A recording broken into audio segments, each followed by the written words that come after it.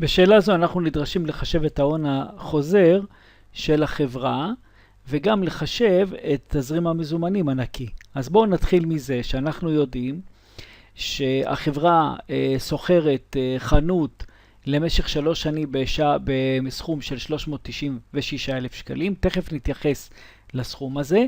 זה השקעה בזמן אפס, ואותם יש לשלם מראש, ויש לנו גם נתונים רלוונטיים לחישוב ההון החוזר של החברה. המחירות הצפויות בכל שנה, בשנה ראשונה זה 1,000,000 שקלים, בשנה שנייה 1,200,000, בשנה שלישית 1,100,000 שקלים. עכשיו אומרים לנו שהחברה נותנת אשראי לקוחות של 30% על ההכנסות.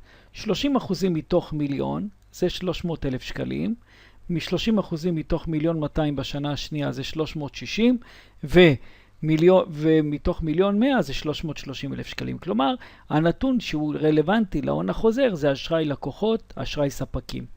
אז כאן חישבנו את האשראי לקוחות בכל שנה. מנגד, נתון לנו שהחברה קונה סחורה בשנה ראשונה ב-400,000 שקלים, בשנה שנייה 600 ובשנה שלישית 800,000 שקלים, והיא מקבלת אשראי ספקים של 35% בכל שנה. 35% מתוך 400,000 שקל יוצא 140, ומתוך 600 יוצא 210, ומתוך 800 יוצא 280. תחשבו 0.35 כפול 400, 0.35 כפול 600 ו-0.35 כפול 800. עכשיו, יש לנו מצד אחד אשראי לקוחות, יש לנו אשראי ספקים. אז האשראי האמיתי שהחברה מממנת זה ההפרש בין אשראי לקוחות לאשראי ספקים. אז 300,000 פחות 140,000, למעשה 160,000 שקל זה ההון שנדרש מהחברה לממן כהון חוזר. בשנה שנייה זה 360 פחות 210 זה 150,000, בשנה שלישית זה 330 פחות 180, 50,000. עכשיו בואו נראה מה קורה להתפתחות של ההון החוזר. בשנה ראשונה היא אומנם מממנת 160. מה קורה בתום השנה? בתום השנה היא מקבלת בחזרה את הכסף מהלקוחות, והיא פורעת את אשראי הספקים. אז כלומר, יש לה תקבול של 160,000 שקלים. אז היא מממנת 150, אבל מנגד היא מקבלת 160. אז הפער זה מינוס 10. כלומר, הפער הוא חיובי, יש לה מינוס 10,000 שקלים שנכנס, כלומר ההון החוזר נטו הוא למעשה קטן. מה קורה בשנה השלישית? בשנה השלישית אנחנו רואים ש-330 פחות 280 יוצא 50,000, אבל מה נפרע? נפרע האשראי של השנה הקודמת של ה-150. אז כמה בסך הכל האשראי הנדרש הוא 50 פחות 150, זה יוצא למעשה מינוס 100,000. 50 פלוס מינוס 150 זה יוצא מינוס 100,000. מה קורה בשנה הרביעית? בשנה הרביעית נפרע ה-50 של השנה השלישית. אז מבחינת החברה, ההון החוזר שלה נטו זה שבשנה ראשונה היא צריכה להוציא 160,000, אבל בשנה שנייה היא מקבלת 10,000, בשנה השלישית היא מקבלת 100,000, בשנה הרביעית היא מקבלת 50,000. שימו לב שבסך הכל זה מתאפס. 160 פחות 10 פחות 100 פחות 50 מתאפס. ההון החוזר תמיד יתאפס. מה זה הון חוזר? אני משלם היום, קבל אותו בעתיד. אז אם שילמתי היום זה מינוס, ואם אני אקבל אותו בעתיד זה פלוס שמתקזז עם המינוס. אז זה היה החלק הראשון, למצוא את ההון החוזר נטו.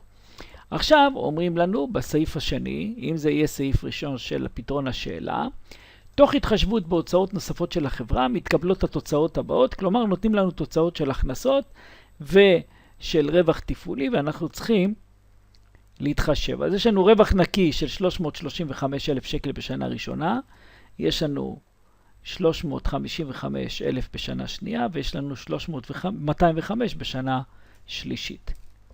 עכשיו אנחנו יודעים שבשנה ראשונה צריך לממן 160,000, אוקיי? הנה, אנחנו מממנים 160, כלומר, מתוך 355 רווח נקי אנחנו צריכים להוריד 160. אז כמה נשאר לנו בפועל? 195,000 שקל, זה תזרים המזומנים שלנו. וכאן יש לנו 355, ואם אנחנו נוריד 10,000, כלומר נוסיף את 10,000, כי זה בסימן מינוס, יהיה לנו 365,000 שקלים. ואם נוריד 205 פחות 100,000, נקבל 305, ואם נוריד 0 פחות 50,000, נקבל 50,000. אז תזרים המזומנים של החברה ל4 השנים הבאות, שכולל את ההון העצמי, שכולל, את ההון החוזר, יוצא 195,000, 365, 305 ו-50,000. עכשיו נוסיף לזה את ההשקעה שהייתה לנו. הנה ההשקעה של שולמה מראש בזמן 0, מינוס 396,000, בזמן 1 קיבלנו 195, בזמן 2 קיבלנו 365, בזמן 3 305, בזמן 4 50,000, למרות שזה 3 שנים כי זה הון חוזר. עכשיו אם נאבן לפי 13%, אז מינוס 396 ועוד 195,000 חלקי 1.13 בחזקת 1 יוצא 172, אז 195,000 חלקי 1.13 בחזקת 1 יוצא, ופה 365,000 חלקי 1.13 בחזקת 2, נקבל 285, ו-211, 380 זה תוצאה של 305 חלקי 1.13 בחזקת 3, ו-50,000 חלקי 1.13 בחזקת 4, נקבל 30,666.